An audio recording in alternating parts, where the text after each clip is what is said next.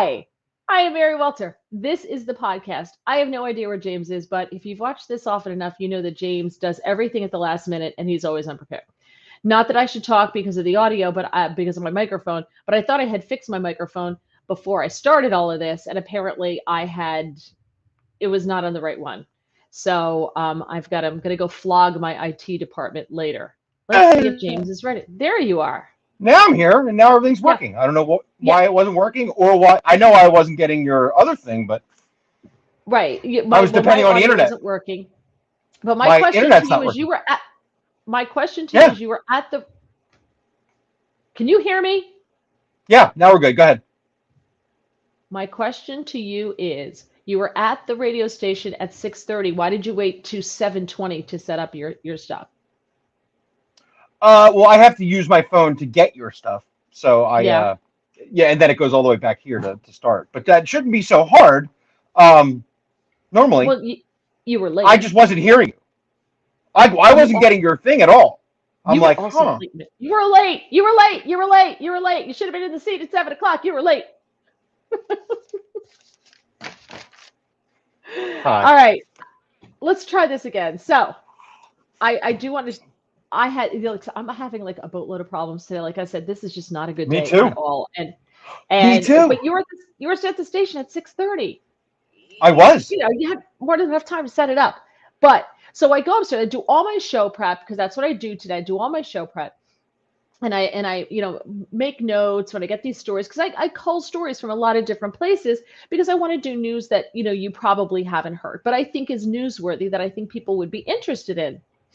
So I Right. do it and I go downstairs. I go downstairs to have dinner, and I leave my paperwork upstairs. Now Oliver was on the bed. He was Okay. sleeping there because when I sit in bed and I ice my knee, my leg, he likes to sit on me and he likes to go to sleep there. So I got up and I left him there. I go upstairs to get my paperwork and look what I found. This is unbelievable. Here, where is it? Come on. Why is it not coming up? Oh wait, I know why. Hold on. I know what I did wrong. I had to do this. I had to double click on it. There we go. Share screen. There we go. Can you see that? Oh. Oh no. And see, because we were out on the porch, was it last week or the week before that we were talking about the fabric samples about like this and Last the other week. stuff was last week? Do you know they Yeah. came today? Wow. I know. Oh, that's only the bright one, right? Not the green one. It's only this. The other stuff's Yeah, back the ordered. The, the this pattern, yeah. this is back ordered. I haven't opened them yet, but this is back ordered. So we went out on the porch to go do. I had to water some plants, and I can't do it because I'm on crutches with my knee in the brace and everything. And so I walk around when my husband does it, and I supervise. So Oliver wanted to come out with us. Now Oliver is our plant eater. We cannot have plants. Like if you send me flowers, I have to put them in the bathroom on the first floor and close the door because he will eat the flowers and he knocks over the vase in the process. Water goes everywhere. He breaks the vase. It's just a mess. So my husband he says, well, can we let Oliver out on the porch with us? I'm like, okay, but you gotta watch him, right? Wasn't watching. And he ate a Uh, plant. And so he just goes up now in between my audio not working, you being late, all this stuff's going on. And my husband goes upstairs. He goes, I'm going to take the comforter. I'm just going to put it in the wash. I said, okay, great. So he goes to do that. And as he picks it up, my pajamas are on the bed. My pajamas, he picks them up. He had puked on them too. So the oh. man's got puke on there, puke on his head, Oh. puke on my pajamas, and then he's running around going, "Your audio's wrong. Your audio's wrong. You're nowhere to be found." I was just like, "Oh, this is gonna be one of those deals that maybe we should just call it a day and be done with it." And that's that. So I have my papers, but look, Nice. Yeah, they're different. and it went through several layers. So my Oh. husband he took the papers and I could hear him. He's like, "Oh God, what about?" Because it must have sat, so it seeped through several layers. So we have a Oh. big, huge stove that we heat the house with in our living room, which is the next room right over there.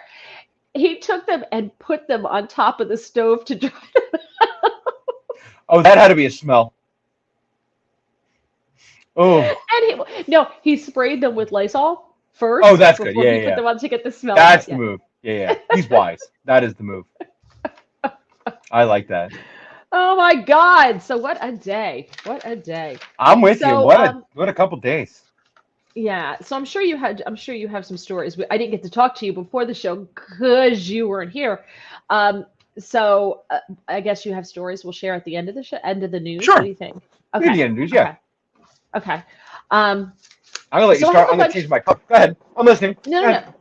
Yeah, go. You do you. So he's going to disappear. He'll be back. Um, and so what I like to do in the show, if you're new, first of all, it doesn't always start like no, that's not true. The first 5 minutes of the show are technical nightmares every single time, without fail. So I can't afford staff. So my IT department is my husband, and as I just said, he was kind of preoccupied with cat puke. So there was that. So what I try to do is I go to a lot of different sources and I try to find stories that I think are interesting that are news, but unless you catch it on Fox or Newsmax or OAN, unless you catch it on one of those news channels, or you happen to read it on a website of like the Federalist or American Thinker or Newsmax or one of those, you're not going to see it. Epic Times is a great one. You're not going to see it. So, and because the propaganda arm of the DNC with ABC, NBC, CBS, Newsmax, MSNBC, CNN, those stations aren't reporting this stuff. So some of them you may have heard, but I think there are going to be quite a few here that you will have not heard. So I want to start off with one that was getting a lot of coverage. I noticed on Newsmax and Fox. Oh, this is a story. Hold on, that's a story about the Real Housewives of New Jersey. Kim DePaulo says Teresa Giudice is an animal. Um, Oh. and this is an update. You still covered in puke? Did you start getting? I did start Getter, yes. I just can't find it. Okay, thank you. My husband can never find me on social media. It's like he can't find me on Getter. Usually can't find me on Facebook. Now he can't find because he doesn't know social media at all. Period. End of story. So he doesn't know how to work it. And I mean, and he's really super smart when it comes to technology and stuff like that because it's not even his job. But ask him to navigate Facebook or Getter or Twitter. The man is Doubt. lost. Can't do it. Can't. It just doesn't make logical sense to him. So he's out. Okay. So there's an update to the story. So I'm reading off my phone. So there were two guys in Washington, D.C., and today they were arraigned on charges of false impersonation of a federal officer in the U.S. District Okay. Court in D.C. Aryan Taherzada and Hyder Ali were both arrested on Wednesday at this luxury apartment building in the Navy Yard in DC. Now, these are all new areas. The Navy Yard used to be a dump, and then they revitalized it. AOC has an apartment in one of these beautiful apartment buildings with a doorman to keep the riffraff out, and a parking garage for her Tesla and all that kind of stuff. Oh. So there's a lot of people who live in the Navy Yards. Very, very she. During the arraignment today, the judge approved Taherzada's and Ali's requests for a court-appointed attorney after he reviewed their financial affidavits. Ali said, "I don't have any money." Remember that. He said, "I don't have any money." Okay. Okay. No money. Are you familiar with this story, James? A little bit. Yep. A little, okay. So federal prosecutors said that the FBI executed a search warrant Wednesday for 5 apartment units, 3 vehicles, all in relation to this case. They found multiple firearms, law enforcement equipment, servers, and hard drives. None of them apparently belonging to Hillary Clinton that we know of, or Hunter Biden. Okay. DHS and Naval Criminal Investigation Service training manuals were also found. Uh-oh. A detention hearing is going to take place tomorrow for both the men. They're being held until tomorrow to the hearing. They're getting a much speedier trial than the Americans in connection with January 6th, who are still sitting in jail over a year later. A binder with a list of every resident at the apartment complex was also found. While executing the search warrant, prosecutors say that Ali's passport shows 2 Pakistani and Iranian visas. The federal prosecutors also alleged that Ali told 2 witnesses that he has some type of connection with the Pakistani intelligence service, the Inter-Services Intelligence. Ali also allegedly made multiple trips to Doha or Qatar since 2019. During the hearing today, prosecutors also alleged that Taherzada admitted to deleting social media accounts once he found out about the federal investigation. They are both U.S. citizens, according to prosecutors. The 2 men are accused of falsely posing as employees of the Department of Homeland Security who worked on a special task force related to the January 6th Capitol riot. Prosecutors allege that they posed as law enforcement officers in an attempt to integrate with legitimate federal agents. This is all Fox reporting. One of the people who was given gifts by one of the 2 men previously worked on the First Lady's security detail, Jill Biden. The prosecutors also alleged that Taherzada and Ali obtained firearms, which include handguns and assault rifles, which I don't know what an assault rifle is. What is an assault rifle? There's no such thing. That's dumb. I mean, I think we know where they're headed here, but yeah, I know what you mean. But that are used by federal law enforcement agencies. So the same. They're probably talking, an AR-15 or something. I'm sure. Taherzada provided members of the U.S. Secret Service with rent-free apartments, iPhones, surveillance systems, a drone, a flat-screen TV, storage for an assault rifle, and more, according to prosecutors. Now, but we're supposed to believe, based on their financial statements, that they don't have any money. Apartments in this building cost you like $40,000 a year, but at least the ones that he supposedly gave them, but rent-free apartments. The apartments provided had a value of over $40,000 per unit and also offered Secret Service agents the use of official government vehicles. Taherzada allegedly made an offer to purchase an assault rifle valued at $2,000 for a Secret Service agent who was assigned to Jill Biden's security detail, First Lady. One Secret Service agent was provided with a rent-free 3-bedroom apartment by Taherzada valued at almost $50,000. The Secret Service agent stayed in the apartment from February 21 to January 22. 4 members of the Secret Service were placed on administrative leave as a result of the investigation. Now, so a lot of questions there, right? Like, don't you think the Secret Service agent should be wondering, why are they giving me a free apartment in this building? Why? Where are the flats? Why are they giving me a flat screen TV? How are these guys getting official government vehicles? These 2 guys. This doesn't make sense. Well, they might be really nice. I mean, So this started with an investigation by the United States Postal Inspector, who arrived at the apartment complex to investigate an alleged assault that involved a United States Postal Service carrier. So that's how this all started. But so the shady, maybe ISI guys who are in town on what could be either nefarious reasons or working for the Secret Service / some other, lettered government agency might now be assaulting a post office worker. Well, I don't think that they were being accused of the assault. They found out about it because the residents in the apartment complex, when they were being, interviewed about, hey, Oliver, stop that. Hey, he's scratching a chair. A lot of characters on the show. So when they went to go interview the residents about this assault, they were talking to them, and the residents told the inspectors that these 2 guys, well, they have video surveillance throughout the apartment complex, so you can ask them for video surveillance. That's even crazier way to get. Oh yeah. It's another way you get caught. Yeah, okay, gotcha. And they also told the United States. So they're not dumb. Okay. Inspectors that they believe that these guys also had access to the personal information of everybody in the building, and because the men told them, a lot of the residents, that they could access their cell phones. So they're acting as if they work for the government anyway. So they're saying like, yeah, I have all this information on you anyway. Ha ha ha.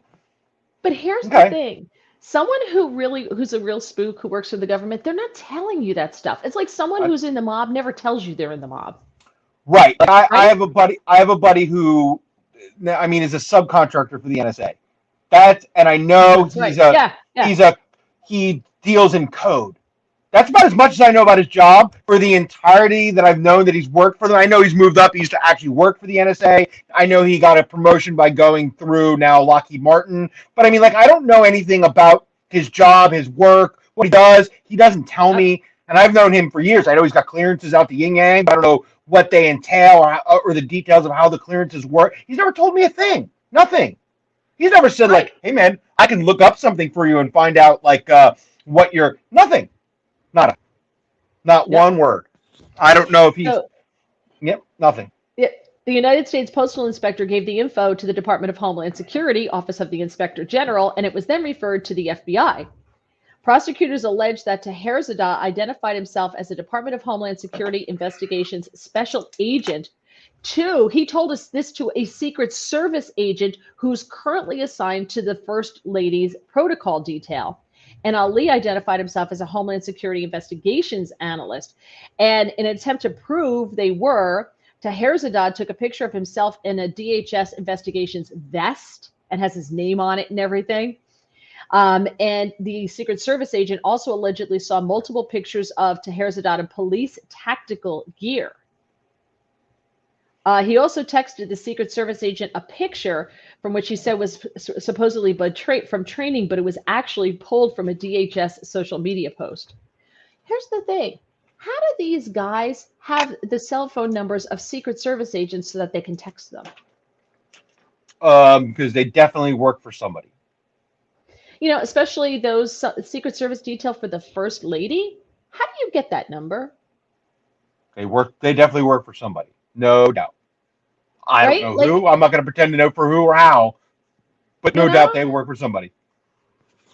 Another witness, who's also a member of the Secret Service, said that Taherzadeh has access to all floors of the apartment, the building, access to all the floors, including some restricted areas. He was able to get the access by speaking with the apartment complex's management and identifying himself as a federal agent. You know, they could have had listening equipment and were listening to, you know, what, I don't know, AOC was talking about or whatever. Who knows? Yeah. Let's see. Taherzadeh allegedly controls a limited liability company titled United Special Police LLC, described as a private law enforcement investigative and protective service based in Washington, D.C. So that's all courtesy of Fox News. Fox News. So, Yeah. There's definitely something going on there. isn't that wild, though? That is wild. Yeah. Can you imagine that? Wow. I know. I know. But, you know, Yeah. I'll tell you.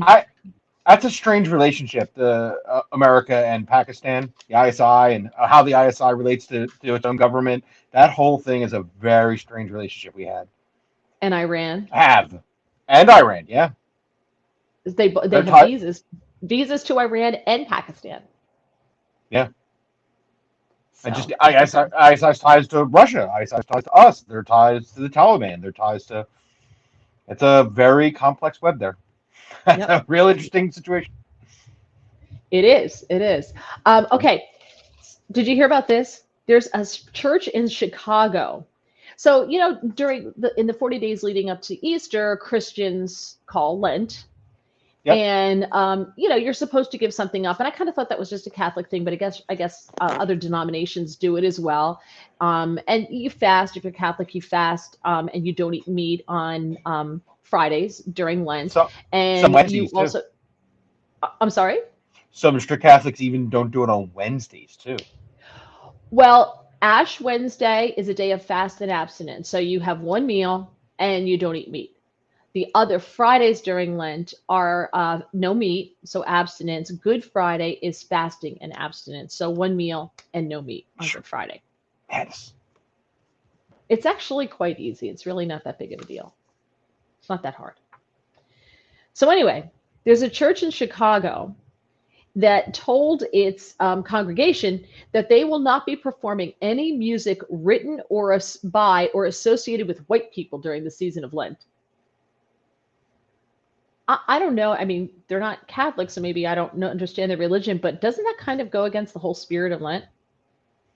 I would think so. Yeah. I In our think it sort of worship, kind of goes against the whole spirit of Christianity on some level. it's the First United Church of Oak Park, Illinois. In our worship services throughout Lent, we will not be using any music or liturgy written or composed by white people, according to a post on their webpage. Our music will be drawn from the African American spirituals tradition, from South African freedom songs, from Native American traditions, and many, many more. If they're playing Native American music, then isn't that cultural appropriation? Well, more, it's not Christian. Wouldn't you just do that something like that during maybe like Black History Month or something like that? Mm, mm-hmm. Wouldn't that be a time to do something like that? Yeah. I don't know. I'm missing how that ties into Lent. Yeah. According to an initial report from Turning Point USA, the church put up a sign promoting all of that. Read the post on their webpage. So they put up a sign promoting what now appears to become a racially charged Christian religious season. And the sign said, "This Lent, we will build our worship around the voices of Black people, Indigenous people, and people of color. We are fasting from whiteness." So, but how is that a sacrifice? How is that? I mean, there's no money exchange, so it's not like you're putting white artists who make white Christian music out money, and that's the sacrifice is Right.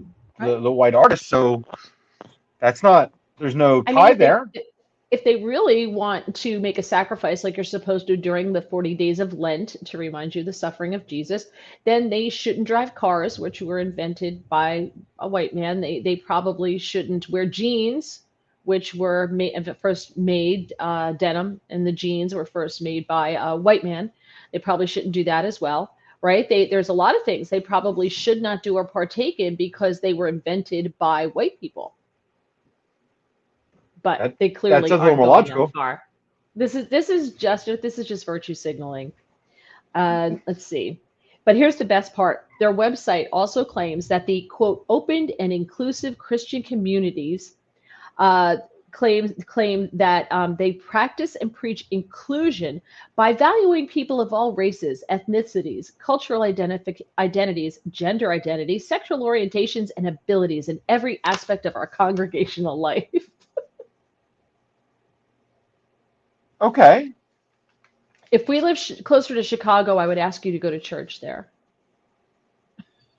Just to see what would happen if you walked in the door. I would. I'd walk right in. I know you Hey, would. hi. That's why I would ask you to do it, because I know you would do it, and that's why I Oh, love yeah. you. See, this is why we need a Patreon page. You guys could give us money. You could send me on a flight, and I would stay out there for a couple weeks and go for a couple weeks and film everything. I think You you know. only have to go once. You don't need to just spend a couple of weeks. You could probably just go You mean once and you mission mean what accomplished. before they threw me out? Yeah.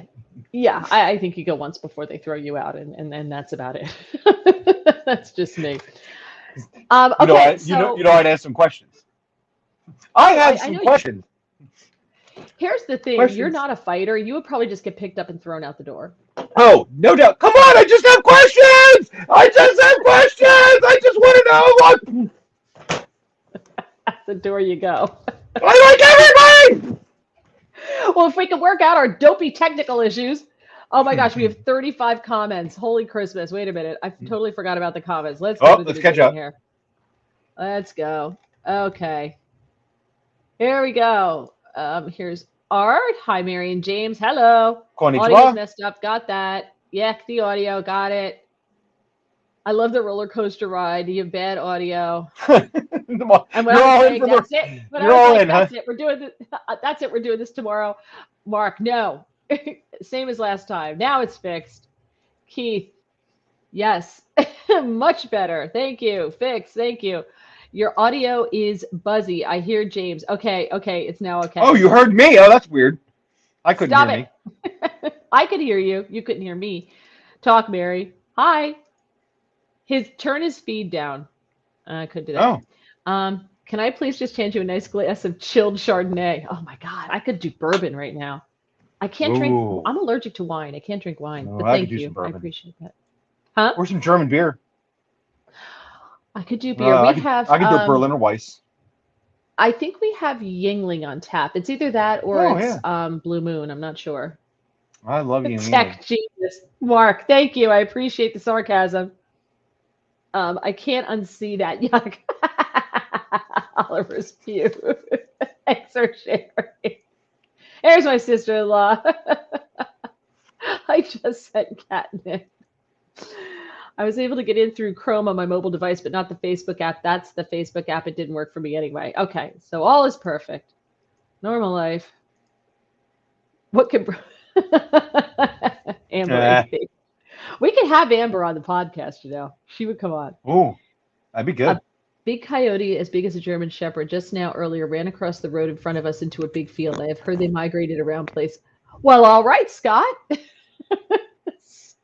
Scott just chiming in there with some local facts. I'll take it. I got here 2 minutes early, but I didn't see my greeting. Yeah, because we were doing other stuff. So again, one man show here. I'm chief cook and bottle washer. I did not know that was. He told me Scott. Sickening. I don't think they are seeing our comments. All right, there's a certain amount. Yeah, we're seeing them. Security clearances.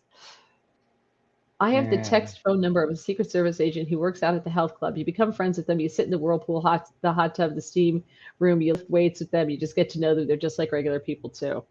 Yeah. Maybe. Fasting became a big deal. Fasting became a big deal if they took my pancreas out. Oh, Lord. Huh. Yeah. It's a religious institution. I can see them doing it. So God preaches racism. Yes, apparently at this church they do. God preaches racism at the, what is the name of this church? In First United Church of Oak Park, Illinois.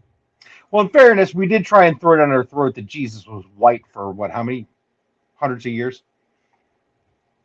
But I will say this. Fascinating picture. But everybody says no, Jesus was black. How many? No. Well, brown. Right, but I mean, I know a ton of people who are Jewish from Israel. They have black hair, but their skin is very light. Yeah, Mediterranean-ish, but I mean, he's definitely a Mediterranean-ish looking fella of some form. He's certainly not a Viking.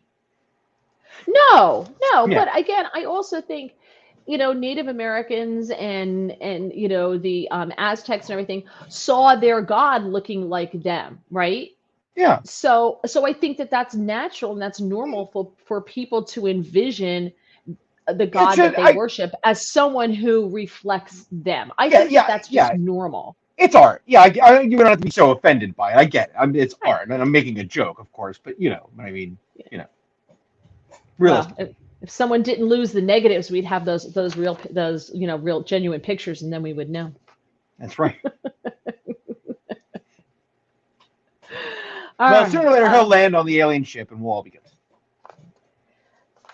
I'll have a conversation with you off the air about that. All right. So we were talking about January 6th, right? So I had made a comment about how these guys are getting much more faster justice than anybody who's being held for January 6th. A lot of them being held for over a year. Their lives are ruined.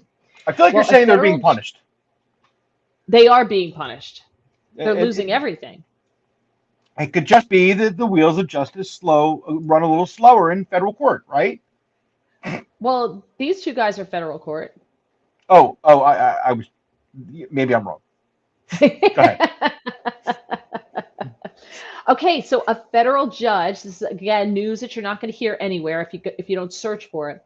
A federal judge found a January 6th defendant who entered the Capitol not guilty on all charges after he said that he was waved in by 2 Capitol police officers. Now, when you see the pictures of what was going on with the breaking of the windows and everything, that was on one side of the Capitol. On the other side of the Capitol, there's video of police, I've seen it, of Capitol police officers holding the doors open. And there's one video of a guy who said to a police officer says, "We're just allowed to go in here." And he says, "I don't agree with it, but yeah." There's something happened on the other side of the Capitol? Yeah, So one side, not everything was happening on one side of the Capitol. You come up on the two sides, I'm right? saying nobody even talks about that. Oh, right, because they don't Right? want Nobody you. even mentions that. The whole idea is that everything happened in this forced thing through this one. Right, And that doesn't get brought up. right, I'm exactly. sorry. No, you're fine. U.S. District Court Judge Trevor McFadden acquitted Matthew Martin of all misdemeanor charges yesterday after he said it was plausible that the defendant reasonably believed he had permission to be in the Capitol. Martin went to D.C. after he saw a tweet from Trump about his rally that he was going to have. So he decided he wanted to go. That's not a crime. That's not a crime. It's not illegal. Yeah. Martin Right. said he entered the Capitol when he was let in by two U.S. Capitol police officers who waved him through a doorway. In his testimony, Martin said law enforcement officers did not try to stop him from entering the building. The judge established that Martin's involvement in the event in the Capitol was, quote, minimal and not serious. He also said that video evidence shows that quiet and orderly Martin was merely a silent observer. He's from Santa Fe, New Mexico. He was arrested a year ago in April of 2021. He was charged with entering and remaining in a restricted building, disorderly and disruptive conduct in the restricted building, violent entry and disorderly conduct in the Capitol building, parading.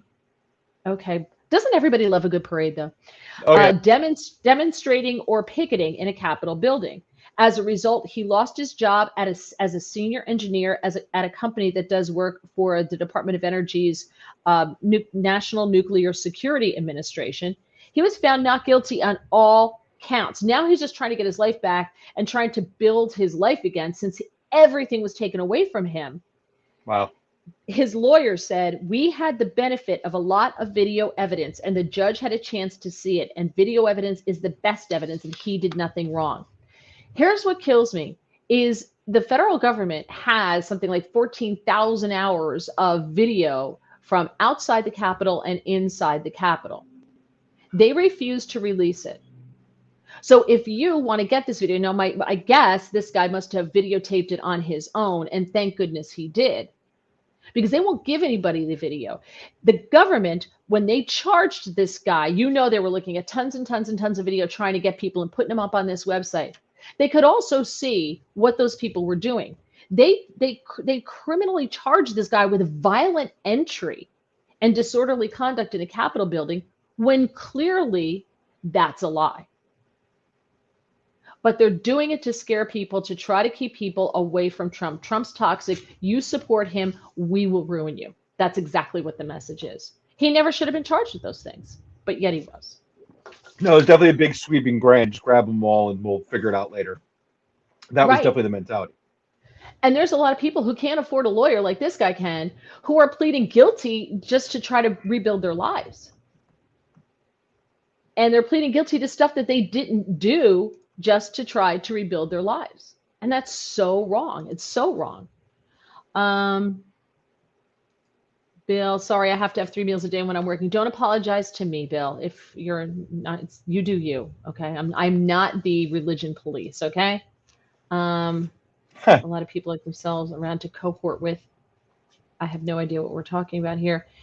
And I feel I'm really going to when President Trump gets reelected. Yes. And we're back to the coyotes. Okay. All right. There we go. One more thing on January 6th. The House of Representatives voted to hold 2 former Trump officials in contempt of Congress following a unanimous recommendation from the Select Committee on January 6th. Peter Navarro, former Trump trade advisor, and his former deputy chief of staff, Dan Scavino, for communications, is now, along with Mark Meadows and Steve Bannon, facing contempt referrals to the DOJ after they defied subpoena orders. They could be charged with a 5-figure fine and a year behind bars. Kevin McCarthy says the Democrats have used January 6th to trample on every civil right and congressional norm. They broke every rule, violated every norm, and bullied every skeptic to hold on to power. Let's be honest, this is a political show trial. I think that that's very true. In all of these cases, I would rather just see them get something done. This is all such a waste. Yeah, I think you're right. I think Americans overall are done with this whole January 6th thing. Period. Don't you? Yeah. Oh, whatever. They're just Look, keeping it going. They're the people that really broke the law, the violent, if there was some kind of violence or whatever, then, no, then deal with those people. Other than yeah, that, and going after the whatever who start, nobody cares about any of that. The people who really broke the law, get them, make it quick, and go after it. After that, yep, nobody cares. There's no massive conspiracy that everybody's looking for. Nobody cares. What the American people want you to do is get something done. And by the way, that's for all of these politicians. We just want you to get something done. We just want yeah. you to get something Something done. that we want them to do, not stuff we don't want them to Yeah, do. roads, bridges. Make sure that the Russians aren't trying to blow up our infrastructure. That's what people are Yep. worried about. Nobody gives a rat's ass. And by the way, I don't want to make it a long thing. It's only because because we've had enough talks. I am not a fan of Trump from long before him being a president. I don't like him as a human. I can't stand the man. But I don't suffer from Trump derangement syndrome. I'll call the man for what he does right, and I'll certainly call out for what I think he's done wrong, wherever that leads and wherever it is. But what bugs me, and with any politician for that matter, is people who can't have rational discussions that way about what people do right or what people do wrong, and then they immediately jump to you when you're like, "Oh, so what? You're just some bleeding heart liberal, or what? Are you just some you're just some Nazi Republican?" You just need to shut up. Those people are ruining the country on every level. And this just goes from a discussion I had earlier today, completely unrelated. And I just didn't like how dumb it was that Trump, screamed out publicly that he hoped Putin will throw him some information on Biden, to get Biden or whatever. How just Right. dumb that is in our current. It's the mouth stuff, and we've talked about that, and the running his mouth on Twitter that is what made so many Americans annoyed. A lot of times it wasn't the policies or the things he did right. That's the thing that turned off a lot of Americans, even some I Republicans. It's I not agree with you. right. I And agree with you, but in my right. world, that's a dumb thing to hate the man for. Well, Look at what but he accomplished. I would rather, well, everybody says they want someone to tell them the truth. Donald Trump told them the truth. Donald Trump said it without a filter, and everybody lost their mind. They love Obama, who tells you he's going to call you. If only you sleep with him, he's going to call you the next day, and then he doesn't. But they'd rather that. but that They'd play, rather but that the play, guy who lies. but that plays into his ability to be rational. I know a lot of military people and very rational Republicans that very much question how he would have been in a time of crisis. And not that I'm thinking that Biden's the best right now, but I really question how he would have been right now in this. Running his mouth, Wouldn't have typing happened. his ass off in Twitter. No general in the world would have felt comfortable with him as commander in chief. None of them have said they would have. Nobody would have felt that this. There's some debate there too about that, but that's not my point. Either way, none of this is my point, right? My point is that the people who couldn't have had that simple discussion, that it probably wasn't the smartest move, unless you think it was, say, the smartest move. My point was, the discussion was, oh, obviously you're a stupid liberal. And that's not what the point was. Because again, I've certainly said all the things I thought Trump did right. So I'm not that person. I just don't think, especially with what's going on in the climate, you should be running your mouth about how Putin's smart and that you think I want this, information on Biden now. It doesn't look good for him. Doesn't look good for the country. It just wasn't smart. And that doesn't make me a Trump derangement syndrome. It just makes me have an opinion about something. And if you can't have basic conversation with people, we're doomed. And believe me, liberals are just as bad. I mean, the liberals that if you make one comment about Biden, obviously you're a Trump supporter. And we really have to do better, people. We have to do better. Mary and I can have arguments about Trump for an hour. And at the end of the time, neither of us scream at each other and go, oh, you're an awful human. I think you should go away. We go, either we agree, disagree, or and on the same side, or however the discussion ends. But we have discussions like humans and rational adults. We just have discussions. We have to do better, people. You have to do better. That fight with my friend was really ugly. Are you done? Yeah, I am. Hi, Mark. I don't know if that was the Do better, discussion, or people. just James going on a rant for about No, 3 I minutes. think I deserved a little rant today because that's what made me really pissed off today was somebody that I knew that I was like, I can't believe you're this dumb. I won't call him out by name, but I just couldn't believe he was this dumb that he couldn't see a point. But you can tell me later who it is. All right, Yeah, I thought. back to my story. Mm. We had a little. It's like we had a musical interlude. It was just James We did. ranting for about 4 minutes. Thanks. Okay. The Rant done. panel's subpoena from the January 6th committee, the select committee, have almost entirely targeted entities and individuals with no direct involvement with what happened on Capitol Hill. They've also subpoenaed the Republican National Committee.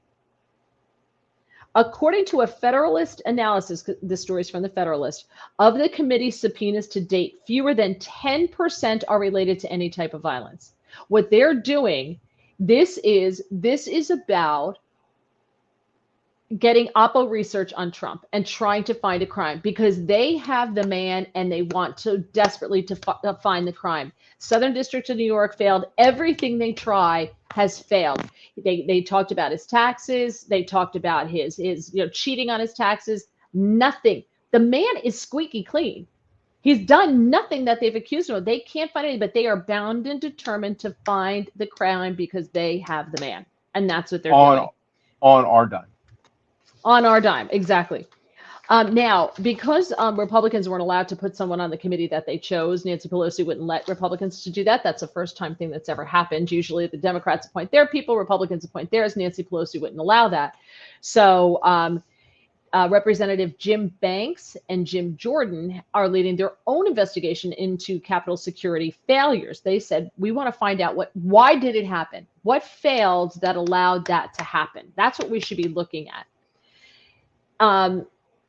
The select committee has even subpoenaed records from a political consultant operating a political action committee in Wyoming that is running against Liz Cheney, who's one of the Republicans on the committee. That's Oppo research.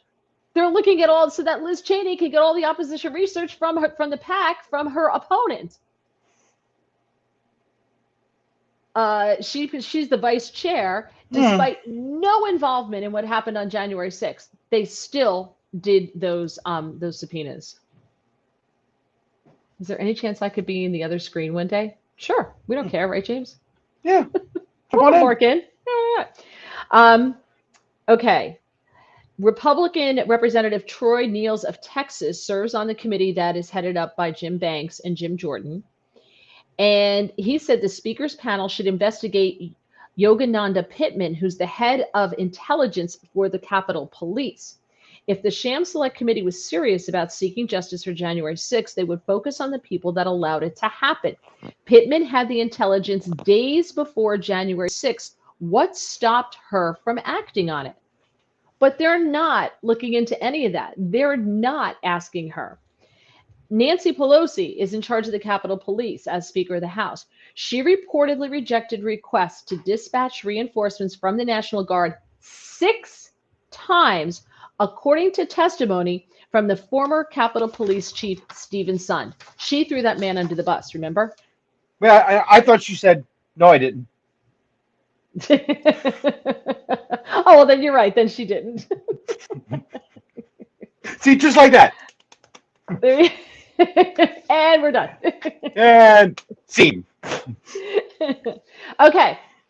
I have been saying, and I've said this to you, I've said that on the podcast, I've said this millions of times, you're going to see a reemergence of COVID before the midterms because the Democrats are going to use it. Oh, this B2 variant, we're going to get a variant, whether it's real or not, we're going to get this variant that springs up, right?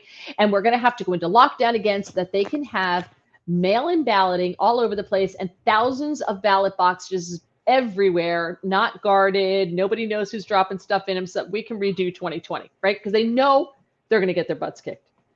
So because they know they're going to get their butts kicked, I think there's going to be shenanigans before the election. And the way they're going to do it is under the guise of COVID. We'll have another pandemic. It worked so well the first time, we'll do it again. So here we go. Georgetown University and Johns Hopkins.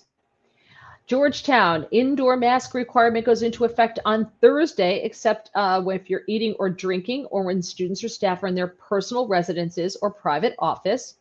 According to Georgetown's chief public health officer, the measures are in response to a significant increase in COVID-19 cases, mainly among undergraduate students. The masking requirement will remain in place for the foreseeable future. See what's happening? See what's happening? It's exactly what's happening. Have received anti-drug number. Okay, I don't know what this means. All right. Georgetown will also require all undergraduate students to take a PCR test before returning to campus from Easter break. Students who have tested positive within the past 90 days are exempt. At Johns Hopkins, mask requirements, they're going to test all undergraduate students twice a week. 100 undergraduate students have tested positive for the virus since April 1st. Let me just say, I want to think we're you're getting all paranoid, this. The gridiron, I want dinner, to right? think. I think it wasn't it the gridiron dinner that everybody went to, and Pelosi's got COVID again, and all these people have COVID. They're all at this gridiron dinner, but all these people have COVID. Instead of, can you imagine if we reported the number of people who got the flu every year? And I'm not saying COVID's the flu, so don't write me a nasty note. I'm not saying that, but we should be reporting the number of deaths, not the number of people who have COVID. I don't want percentages, because like at a local hospital here, they have no COVID patients. None. There are no COVID patients in the ICU. There's nobody. But if they get one, that's like 100% increase, right? So you can't do it this way. Right? We So got you can't 100% increase now. Right.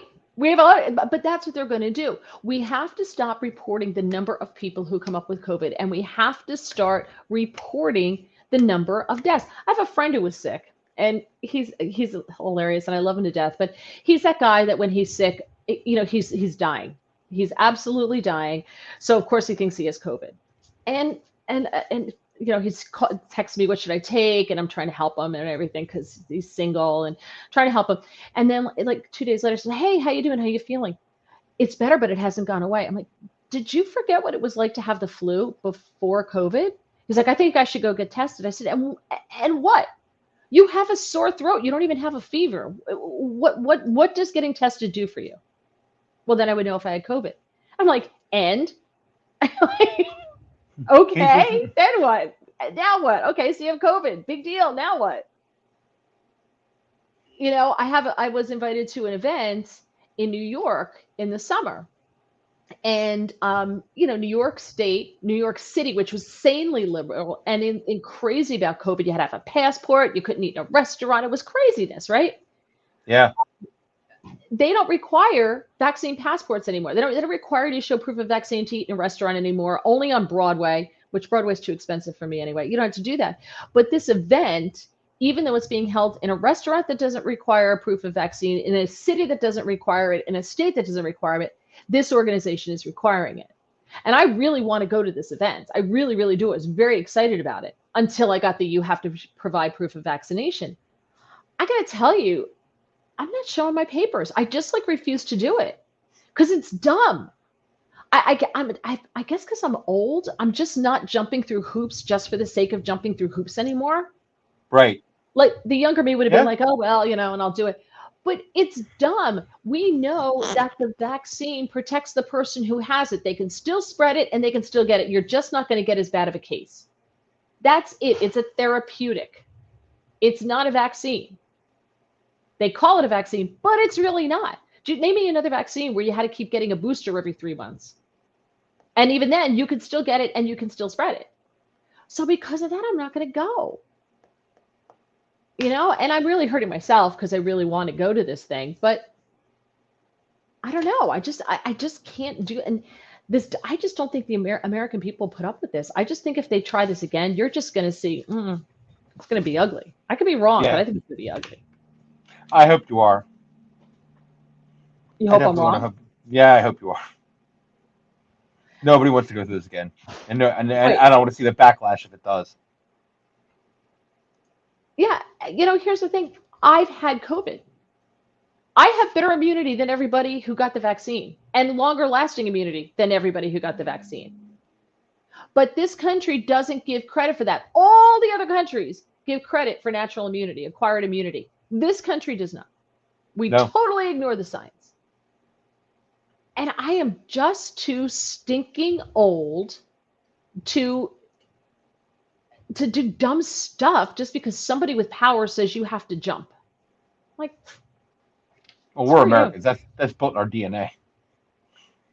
yeah, I guess, but I'm surprised at the number of Americans who do it. They're like, oh, just show it. What's wrong with you? Just be quiet and do it. You really want to go? Just show it. I'm like, no. So I'm not doing it. I'm very upset, but it is what it is.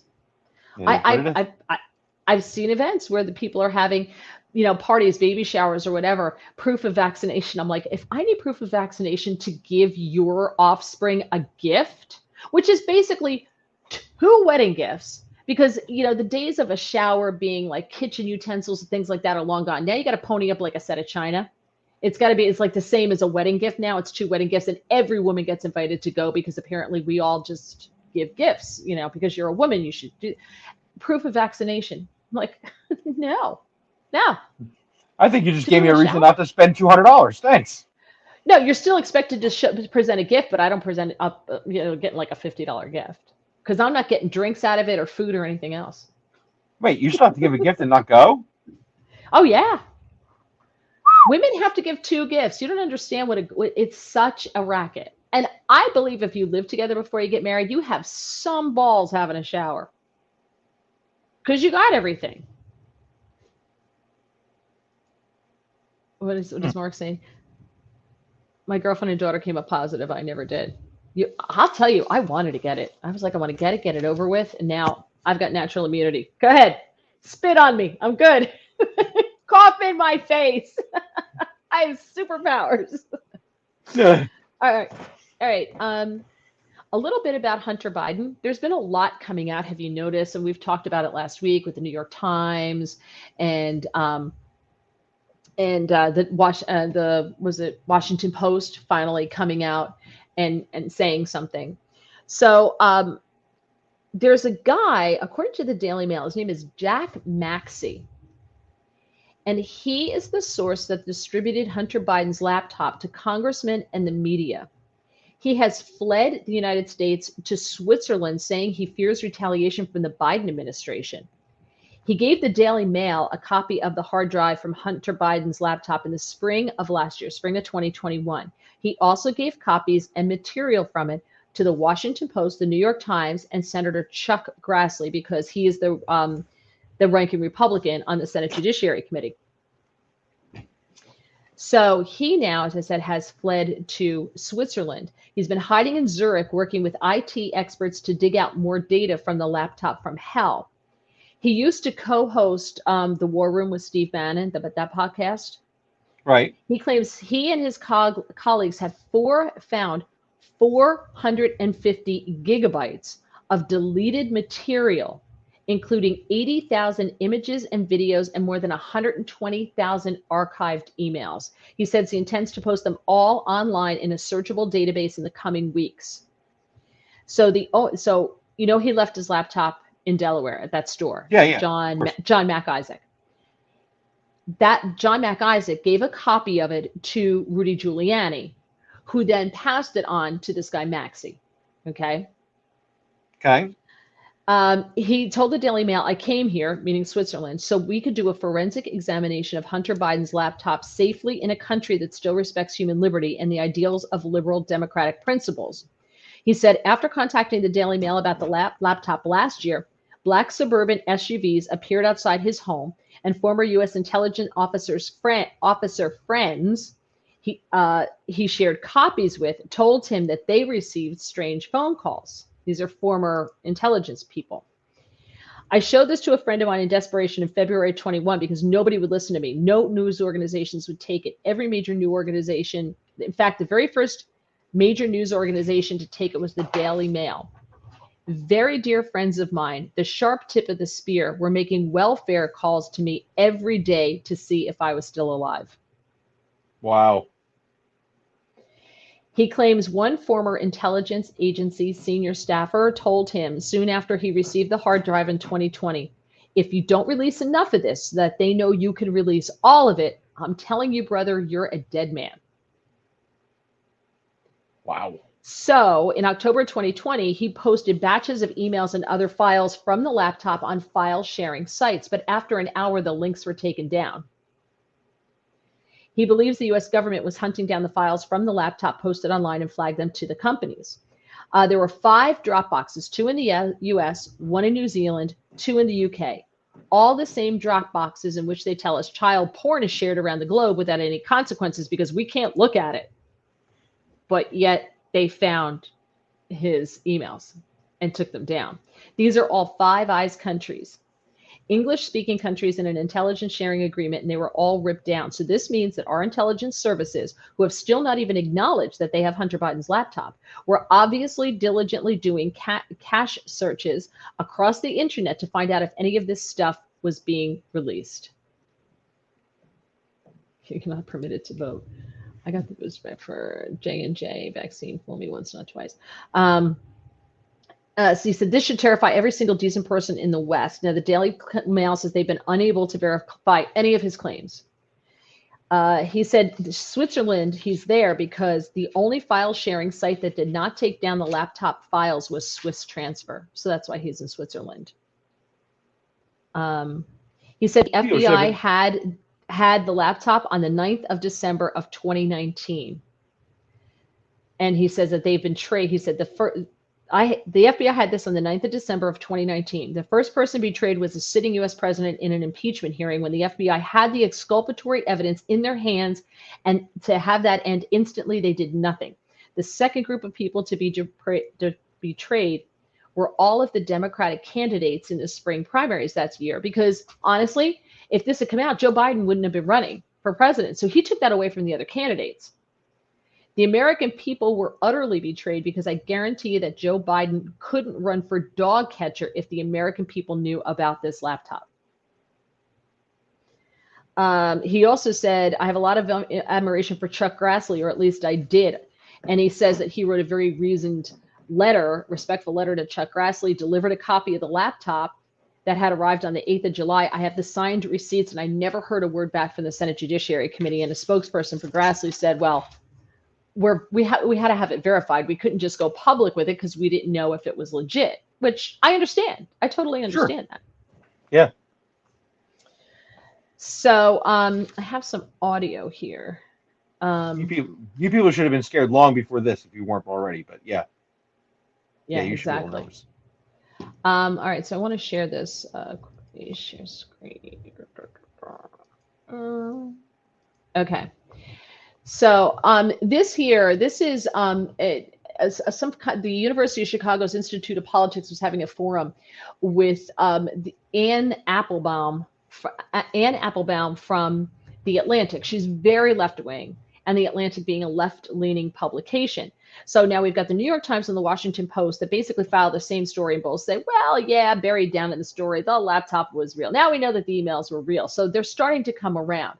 So she was asked by a student about the laptop and about what does she think about the laptop now that these other two outlets have come around. So this is a University of Chicago student. Listen to what he asks and listen to this response. Let's take a. Amazing. Thank you. Thank you for doing this. Really appreciate it. I'm Daniel Schmidt. I'm a freshman at the University of Chicago. My question is for Ms. Applebaum. So in 2020, you wrote, those who live outside the Fox News bubble do not, of course, need to learn any of the stuff about Hunter Biden, referring to his laptop, of course.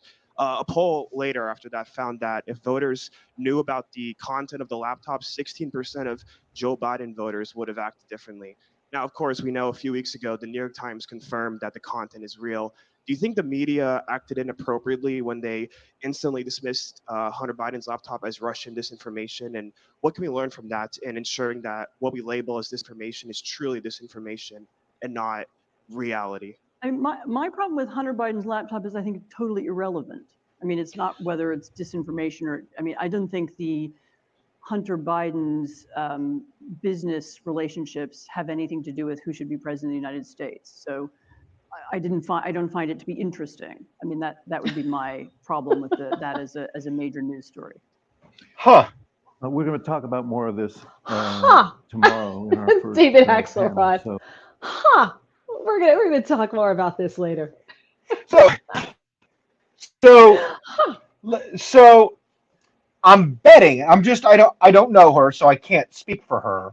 But I'm betting then if the next question was, tell me, what do you think of the idea that Trump Jr. was stealing money from blah blah charity? Wow, that just shows you that Trump probably. Am I right? I mean, do you think that would be the answer, just based on who she is?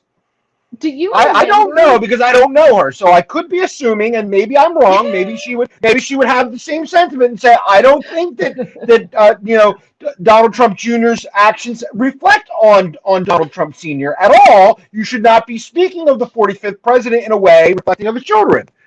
I don't think, though, that she has that enlightened perspective about Donald Trump. No. Do you remember when Don Jr. took a meeting with 4 other people in the lobby of the Trump Hotel with a Russian? Remember? And it wound up being about Russian adoption. Remember? Yeah. And they're like, and after 20 minutes, they ended the meeting. That was it. There was an entire investigation. There was clutching of pearls. Mika Brzezinski was fainting because of it. Remember that? We need to know what they talked about. We need the records for that meeting. Blah, blah, blah, blah, blah, blah. We need. But it's just not interesting. Really. It's just not. Laura is trying to watch, but it keeps cutting out. She's watching on Facebook. Try YouTube, Laura, because I know Scott's watching on Facebook, but Bill is watching on theater. Bill and Mark are watching on YouTube. So try YouTube, maybe. But she says the thunderstorms are bad there. But yeah, I just thought it was just so funny because that was just ridiculous. Also, very quickly, it turns out. Whatever you're, it's very loud. Whatever you're doing. So it turns out that Joe Biden. Remember when Joe Biden? That's very loud. What are you doing, James? James, that's very loud. What are you doing? I had to fix that. Sorry. Oh, okay. It was very loud. Okay. Anyway. So remember Joe Biden said, well, during when he was a candidate, that he had released his tax returns with a historic level of transparency. Well, the truth is that he only released his individual returns. Those returns provide no detail regarding the source of most of his income because he and his wife have S corporations set up so that it's not counted as income. And they didn't release those records. Oops. So, and this is from the Federalist, and I don't have the author's name, but it's called Did Joe Biden's Millions Really Come from His Book Sales? So just before the election, USA Today published a fact check piece that attempted to support that the Bidens earned $15.6 million from speaking fees and book deals in 2017 through 2019. And more than $10 million of that total income was profits from Biden's book, Promise Me Dad, and $3 million was from Jill's books. So when they provide a link, if you click the link for the 10 million of where that came from takes you to Joe Biden's campaign website with only financial returns for their personal income, not the S corps. And we're back. Hi, Drew. Drew's a really good friend. Hi, Drew. Linnea's watching on Facebook, and it's fine. I'm watching on Facebook. It's fine. Okay. Ooh, very nice, Bill. Thank you. Okay. So the financial disclosure links for 16, 17, and 18 have been changed when you go to the links for that, and it takes you to the DNC's committee fundraising site, ActBlue, rather than the tax documents. So you can't get them. Okay. So now they ran the numbers. I'm going to skip forward to that.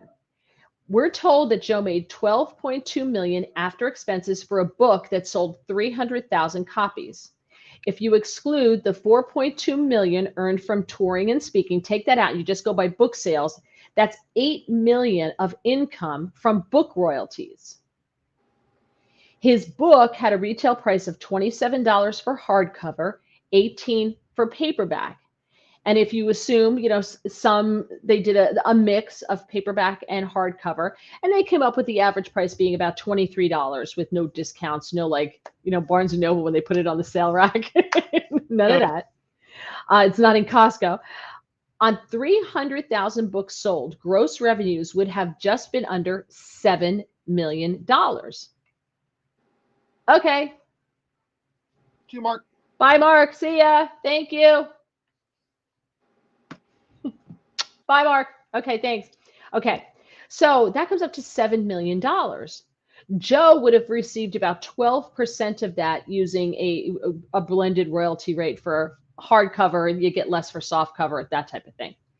That's about $800,000 in income. You can round that up to $1 million. If you double it, it's still not even close to $8 million. So the numbers don't add up.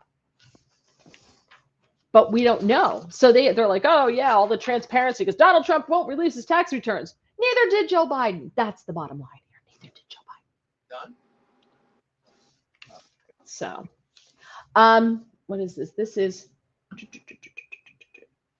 okay, just very quickly, I just want to go through some stuff very quick.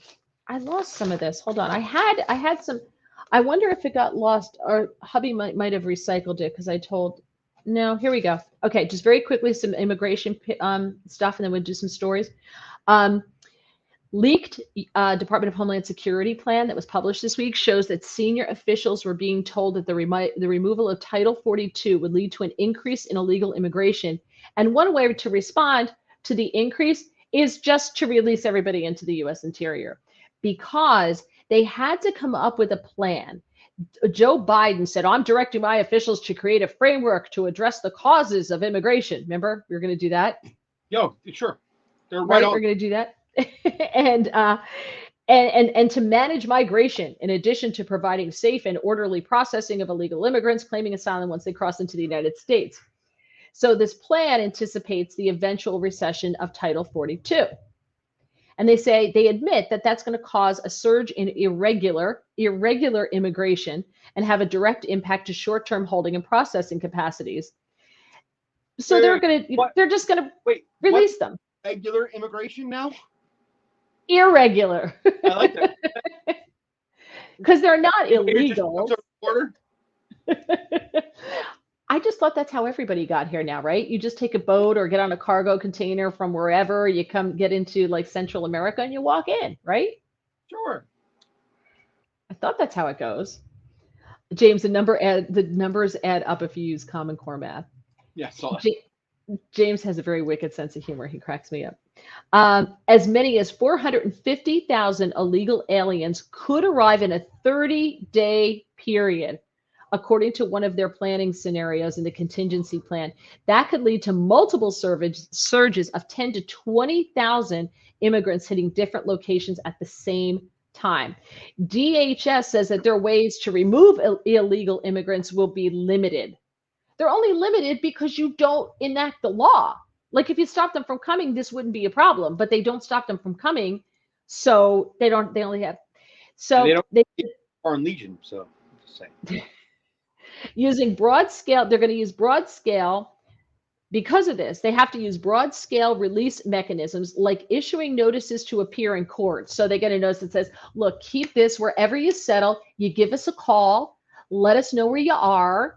Just go down to town when you get a chance, go to Borough Hall or whatever, report, let them know you're here so they can keep track of you. Or they just release them without a court notice.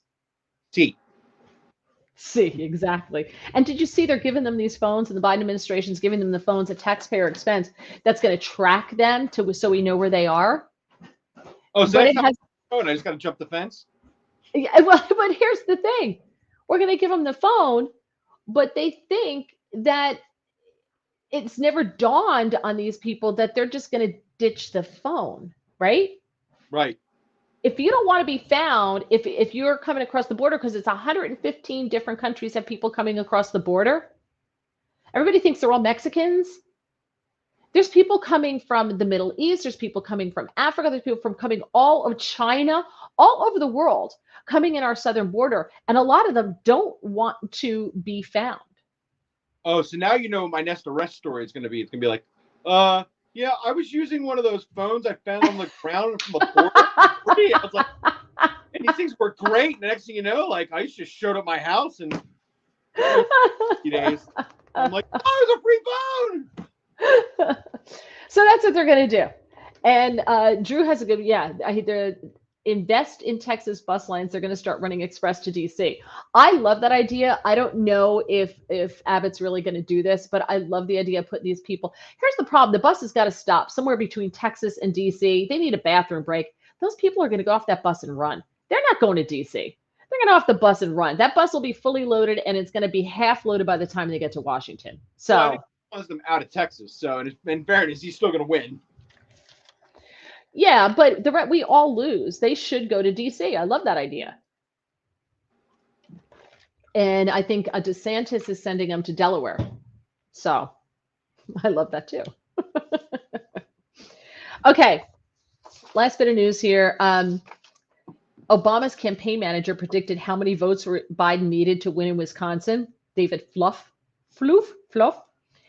And he because of that, Mark Zuckerberg knew where to send the money in Wisconsin, which districts to send the money to in order to get the vote. So it's a big story. I'm not going to get into it, but just watch this whole Zuckerbucks thing. He influenced the election in 2020 in a large way. And from what I understand, you're supposed to distribute the money equally, and he didn't. And it was all about getting out the vote in Democrat counties and Democrat areas. And I think something's going to come of this. Hold on. Mark Zuckerberg is a philanthropist? Wow, I can't even. Philanthropist. I work in the media for a living too. And he cares about humanity and wants to save the world. I can't believe you think he would be working against somebody in an election. He is for all mankind. Yes, imagine that. Imagine that. Great face, too. All right, I want to share this with you. This also has to do with elections. Now, this is Senator Ted Cruz speaking to a nominee to the FEC. Her name is Dara Lindenbaum. She is Joe Biden's pick to serve on the Federal Election Commission. Now, in November of 2018, she was an election lawyer, and she signed on to a federal legal complaint on behalf of Stacey Abrams' Fair Fight Action. The complaint challenged the constitutionality of Georgia's 2018 election. Remember, Stacey Abrams told us that it wasn't a fair fight, and it wasn't a fair election, and the election was rigged, and she wasn't going to concede. Remember all of that? I do. Okay. All right. And then you have Raphael Warnock's Ebenezer Baptist Church joined the suit in early 2019, just before he entered the Senate race in 2020. According to their complaint, and this woman that you see on the screen was one of the lawyers who filed it, the state of Georgia grossly mismanaged the election by depriving Georgia citizens, and particularly citizens of color, of their fundamental right to vote. As a result, the complaint says Georgia's election violated the First, 14th, and 15th Amendments to the United States Constitution. The complaint also says that the use of insecure and unreliable electronic voting machines that lacked a paper trail and thus cannot be audited, and those machines even switched votes from Abrams to Kemp, according to the complaint. Now, because, wow, the Democrats are saying that Georgia's voting machines are rigged, and that they change votes, and that there's no paper trail. That sounds really familiar, doesn't it? Doesn't that sound like a lot of the complaints that the Republicans have about what happened in Georgia, like Fulton County? Doesn't that sound familiar? You might have It can't be audited. Well, because it sounds so eerily familiar, in December of 2020, they amended the complaint to remove the assertions about the voting machines. Suddenly, we don't care about those voting machines anymore. It's not the voting machines.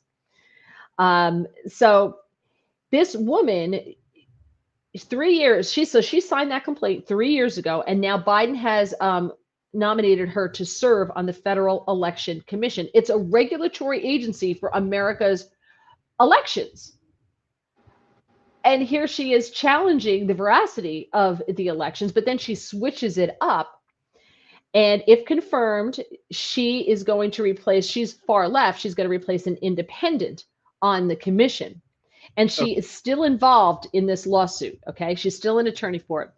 So now you have the background. Listen to this exchange between Ted Cruz and this attorney, election lawyer, Dara Lindenbaum. So, but as an officer of the court, you were willing to put your name on a legal pleading alleging that the machines used in Georgia in 2018 were switching votes illegally from one candidate to another. Is that correct? Yes. So, but as an officer of the court, you were willing to put your name on a legal pleading alleging that the machines used in Georgia. Okay, so it just plays again. So that's it. So she alleged that the machines were illegally switching votes from one candidate to another. She said yes, but at the same time, she's a far left Democrat, and they don't believe that any of that happened. They say that stuff didn't happen. So she has no business being on the FEC. Obviously, she's so far left. Am I wrong? Seems challenging. That's it. Seems challenging. You like that? All right. So before we go, if you're here early in the show, you get a lot of my stories about the insanity of trying to get into the seat. We almost didn't do the show tonight because I was like up to here with it all. And if you weren't here in the beginning of the show, my cushions came. They're in boxes right there. They haven't been opened yet. We're going to open them after the show. But they came in less than a week. I ordered them Friday, and they showed up today. I mean, like, that's crazy. If you're looking for cushions, I'm telling you, Pillow Perfect, pillowperfect.com. They're in Georgia. Super, super, super nice. Great customer service. They wrote back to me. Like, they're fantastic. So far, so good. If I have a problem with the cushions, we'll see how great their customer service is. But so far, so good. I will say that. I like that. Now, James, you said you had a story to go out with here. Oh, I mean, go out with the most fascinating thing in the world right now, and I think your husband would probably check in with this concept, is the modern medical system.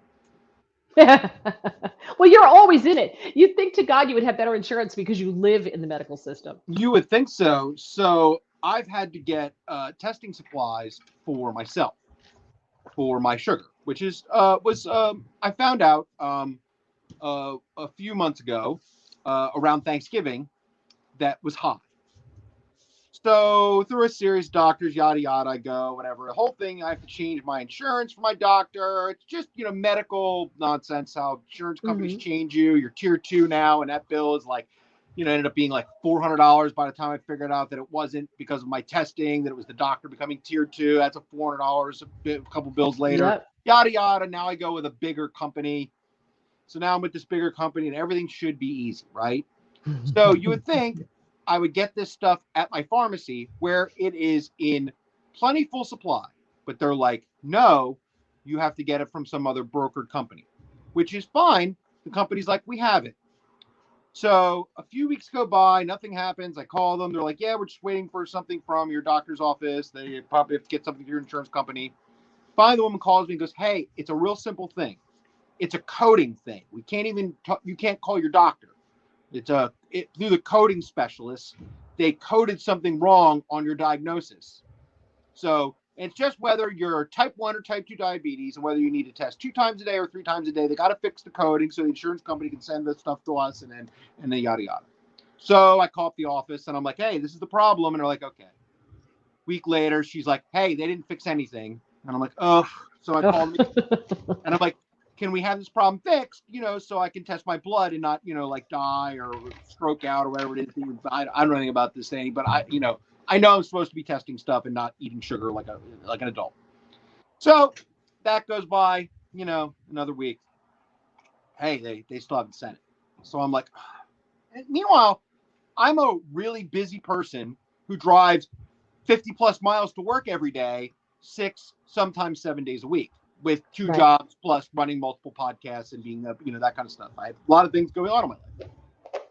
So then I decide, well, now I'm going to have to go in there. So I go into the office and I sit down and we have a phone conference. And I'm sit in the office, doctor's office or insurance? Into the doctor's office, right? Okay. And I go, okay.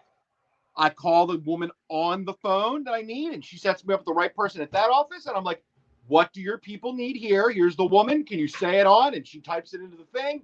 I don't know why this hasn't been done. It seems very simple. I'll get it right to the coding people. Let's put it on record, yada, yada, yada, yada, yada, right?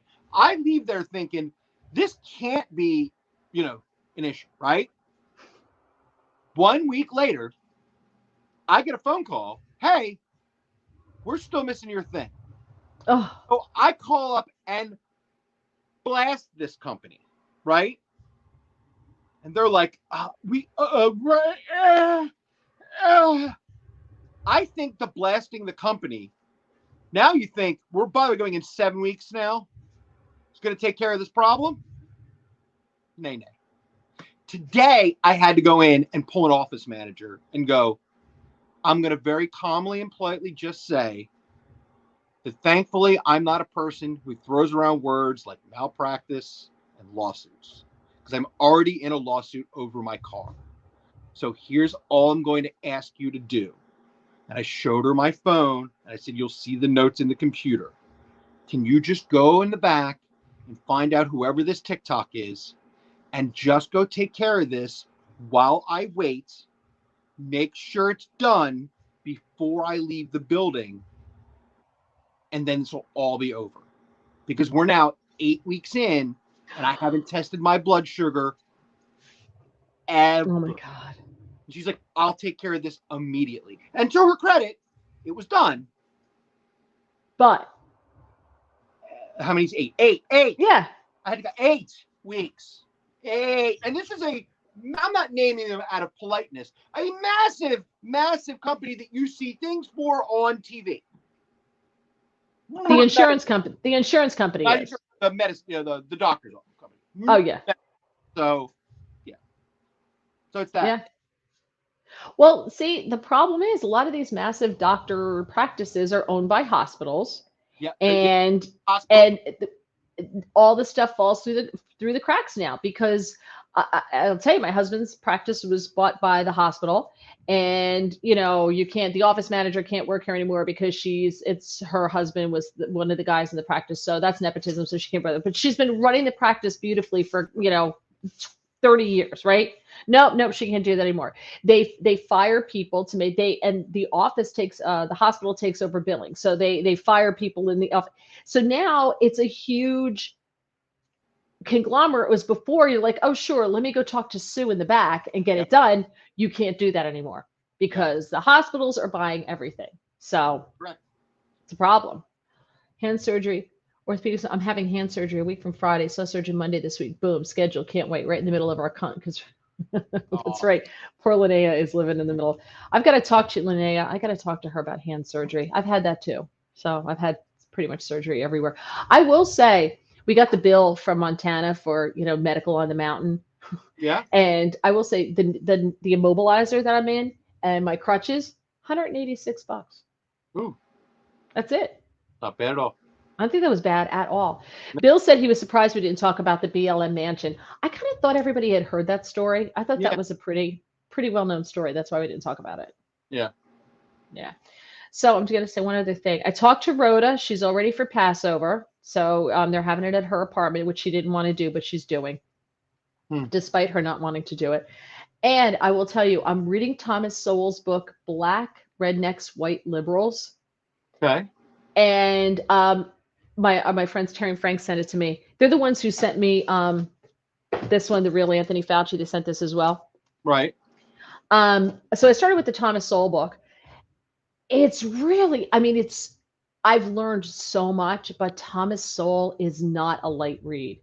It's not a read that you sit through and bang out a couple of chapters. I actually have to keep my phone so I can look up words that he uses that are just.